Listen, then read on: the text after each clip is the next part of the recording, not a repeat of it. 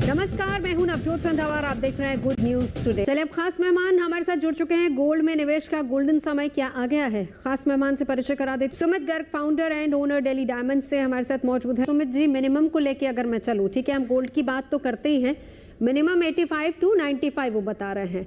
आपका क्या अनुमान है, क्या इतना रहेगा या बढ़ेगा? क्योंकि देखिए, दो थ्योरीज लगातार चल रही। पहली तो ये चल रही है कि आने वाली दिवाली 1 लाख पार, और ये पिछले 1.5-2 महीने से हम देख रहे हैं। हम इससे पहले भी एक शो ऐसा कर चुके जिसमें ये कहा गया था, दोनों थ्योरीज पर हमने चर्चा की थी कि क्या सोना 1 लाख पार चला जाएगा या फिर सोना इससे कम हो जाएगा, यानी काफी कम हो जाएगा। तो क्या आप देखते हैं, आपका आंकलन क्या है? देखिए, पिछले कुछ सालों की अगर हम बात करें तो 2008 की मंदी देखें या कोरोना का कार्यकाल देखें या उसके बाद ट्रंप की टैरिफ वॉर्स देखें या जियोपॉलिटिकल टेंशंस देखें, gold has always been considered as the safest haven investment. आज एक सरल भाषा में समझते हैं हम, इकोनॉमिस्ट की तरह से एक आम आदमी नहीं समझ सकता। एक घर पे कोई क्राइसिस होता है तो सबसे पहले एक लेडीज का लॉकर खुलवाया जाता है और उस घरेलू इंडियन लेडी के लॉकर में एक ज्वेलरी और सोना निकलता है। वो सोना उनके लिए एक सेफेस्ट हेवन होता है। एक इसको ही तो मैंने कहा था ना, ये भरोसा है, ये एस्केप होता है। हाँ। तो एक आम आदमी के लिए वो सोना उसके हर समय का गहना है। क्यों हमारे पुराने लोग कहते थे कि सोने में जब भी निवेश करो, सोना जब लो तभी सस्ता। ये मेरे पिताजी से मैं हमेशा से सुनते आया हूँ। तो उन्होंने हर किसी को, जब भी, जैसे being a jeweller also, I am a jeweller since last 20 years, तो बीइंग ए ज्वेलर ऑल्सो हमें सोना खरीदना होता है। तो ये क्वेश्चन हमारे लिए भी इट रिमेन्स द सेम कि सोने में कब निवेश करें, कब अपना स्टॉक बढ़ाएं, कब उसको रोकें। तो हमने अपने फादर से और अपने बड़ों से यही सीखा है और अपने एक्सपीरियंस से हमने ये सीखा है कि सोने को हमेशा बाय करते रहें इन स्मॉल चंक्स। तो एक सरल भाषा में समझने के लिए मैं आपको सिर्फ ये कहना चाहता हूँ, जैसे आप अपने 1 या 2 बच्चों को पालने के लिए जो इन्वेस्टमेंट करते हैं हर मंथ, उतनी ही इन्वेस्टमेंट का गोल्ड आप हर मंथ एक तीसरा बच्चा समझ के करते रहिए। गोल्ड में जब तेजी आती है तब भी आप इन्वेस्ट कीजिए, जब वो एकदम से गिरता है, 5% गिर रहा है, 10% गिर रहा है, आप जियोपॉलिटिकल एक आम आदमी नहीं समझ सकता। आर्थिक तौर पे कौन टैरिफ वॉर्स हो रही हैं, कब ट्रंप रोक देगा, कब चाइना अपने इन्वेस्टर्स, अपनी इंश्योरेंस कंपनीज को बोल देगा कि स्टार्ट इन्वेस्टिंग इन गोल्ड। इतनी भयंकर चीज़ों को समझना एक आम इंसान के लिए बहुत मुश्किल है।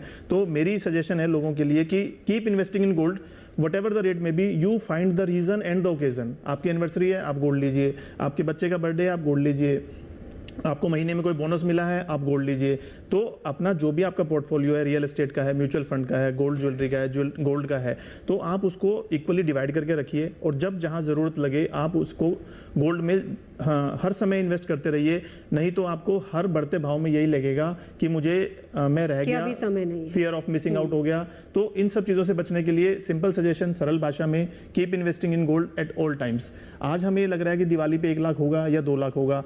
मैं आपको ये बता सकता हूँ कि पिछले 20-25 सालों में gold has consistently given A compounding return of 13%। ठीक है। तो वो जब हमें दिख रहा है, हिस्ट्री हैज शोन दिस, तो आगे भी वो होना है। Next generation will always live a better life. जी, कि सोने पर ही अभी रहते हैं, क्योंकि फिर उसके बाद इन्वेस्टमेंट के दूसरे ऑप्शंस के से भी इसको हम कंपेयर करेंगे। अगर हम ये माने कि यही समय है, सही समय है सोना खरीदने का, तो सोना किस फॉर्म में खरीदा जाए? क्योंकि ऑप्शंस बहुत सारे मार्केट में रहते हैं। जैसे अभी योगेश जी ने कहा कि सोना 2012 के बाद $1900 देखने के बाद $1100 तक चला गया था, तो उसको हम लगभग देख रहे हैं कि वो 50% 40% के आसपास की एक मंदी देख के आया है। तो आज हम इस बात को बिल्कुल नकार नहीं सकते या डेफिनेटली नहीं बोल सकते कि सोने में मंदी के चांसेस नहीं है और वो अराउंड 90 to 1 लाख के बीच में ही रहेगा। हम ये बात को बहुत पुख्ता रूप से नहीं कह सकते। तो अगेन सजेशन वही है, जैसे वॉरेन बफेट एक इन्वेस्टमेंट गुरु रहे हैं, उन्होंने भी कहा है कि B greedy when everyone is fearful and be fearful when everyone is greedy। तो same applies here also because investment remains the same. तो जैसे ही मार्केट गिर रही है, आप हर गिरते भाव पे, योगेश जी ने भी अब इसी बात का समर्थन किया कि जब मार्केट में, वायदा बाजार में, कमोडिटी एक्सचेंज में, लंदन की मार्केट में, जहां पे भी आपको दिखाई देता है कि सोने के भाव आज 5% डाउन हो गए हैं, तो आप अपना इन्वेस्टमेंट का एक चंक उसमें डाल सकते हैं। फिर अगली हम नहीं, वो किस फॉर्म में? देखिए, यहाँ पर बहुत कंफ्यूजन है।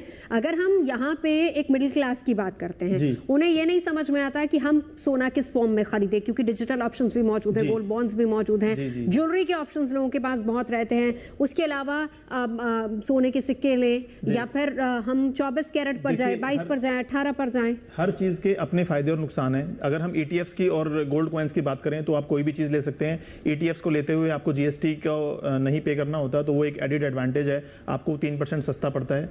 और अगर आप गोल्ड कॉइन्स लेते हैं तो इंडियन कंज्यूमर की अगर हम बात करते हैं तो वो गोल्ड को लुक एंड फील के बिना नहीं लेना चाहते। जब वो सोने को अपने हाथ में लेते हैं तब उनको लगता है कि हाँ हमने सोना खरीदा है।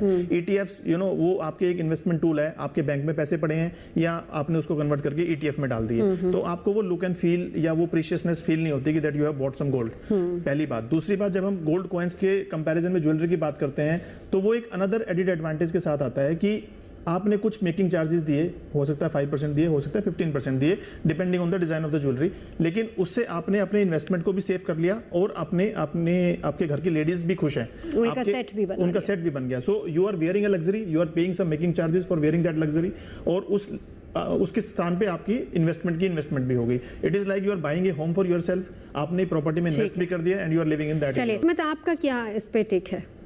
देखिए, जब हम इन्वेस्टमेंट के पोर्टफोलियो को डिवीजन करने की बात करते हैं तो हमें सबसे पहले ध्यान रखना चाहिए कि वेल्थ शुड बी फंडामेंटल। जो आपके हाथ में पैसा है, जो आपके कंट्रोल में है, वही आपका है।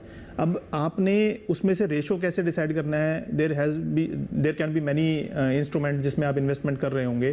तो जब आप अपनी पूरी वेल्थ को मैनेज करते हैं, जब आप उसका एक डिस्ट्रीब्यूशन देखते हैं, तो आप किसी फाइनेंशियल एक्सपर्ट के साथ बैठते हैं, तब आप अपने गोल्स बताते हैं कि मेरे फाइनेंशियल गोल्स ऐसे हैं, मुझे कितने साल के बाद कितना पैसा चाहिए और उसमें कितने रिटर्न चाहिए। जब हम म्यूचुअल फंड्स की और एक स्टॉक मार्केट की या इक्विटी मार्केट की बात करते हैं तो हम 12% से 15% के रिटर्न को एक बहुत अच्छा रिटर्न मानते हैं, और उसके बाद के रिटर्न्स को हम थोड़ा रिस्की रिटर्न्स मानते हैं। और जो हमारे डेट्स एंड सिक्योर्ड इन्वेस्टमेंट्स हैं वो 7-8% के रिटर्न हमें देती हैं। तो जब हम गोल्ड को देखते हैं तो वो एक सेफ इन्वेस्टमेंट भी है और आपको रिटर्न्स भी अच्छी दे रही हैं। तो मेरे को ऐसा लगता है कि अगर हम सिर्फ इक्विटी और गोल्ड की बात करते हैं तो it has to be 50-50। 50% of your investment should always be invested in gold and silver. आप सिल्वर को भी एक अच्छी इन्वेस्टमेंट की तरह से कंसीडर कर सकते हैं। जब हम गोल्ड को देखते हैं तो गोल्ड अपने लाइफ टाइम हाई पे है, इंटरनेशनल मार्केट्स में भी और इंडियन मार्केट्स में भी, बट सिल्वर बहुत सालों से ड्यू है, जो जिसने अभी तक वो तेज़ी देखी ही नहीं है, जो बहुत सालों से ड्यू है। 2011 में भी चांदी 70,000 रुपये थी, और अभी इस ट्रम्प के आने से पहले भी चांदी 70-75 हज़ार 80 हज़ार पे चल रही थी।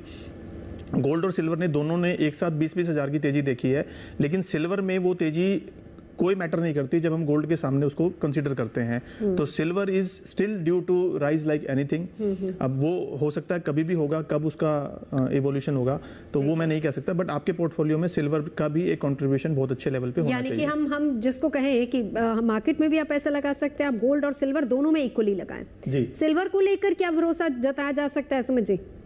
सिल्वर को भरोसा, सिल्वर में हम इसलिए भरोसा दिखा सकते हैं, जैसे गोल्ड एक सेफ हेवन है, हर कंट्री के लिए वो एक करेंसी है, एक सेफ हेज है, वैसे ही सिल्वर जो है वो इंडस्ट्रियल प्रोडक्शन में यूज होता है, जैसे सोलर सेल्स में, बैटरीज में, और बहुत जो हाई प्रिसीजन इंस्ट्रूमेंट्स होते हैं उनमें सिल्वर का इंडस्ट्रियल यूज बहुत ज्यादा है। और सिल्वर जो है वो एक it is not a long lasting commodity, वो धीरे धीरे खत्म हो रही है। तो जब एक लिमिटेड कमोडिटी का बहुत एक्सटेंसिवली यूज होता है तो ऑब्वियसली उसकी डिमांड बढ़ेगी, सप्लाई उसकी लिमिटेड है, तो prices are gonna rise like anything. बिल्कुल, बहुत बहुत शुक्रिया, समय भी इतना ही है हमारे साथ जुड़ने के लिए। तो सोना खरीदने का, सोने में निवेश का सही समय कब है, इसी को लेकर चर्चा हम खास मेहमानों से कर रहे थे।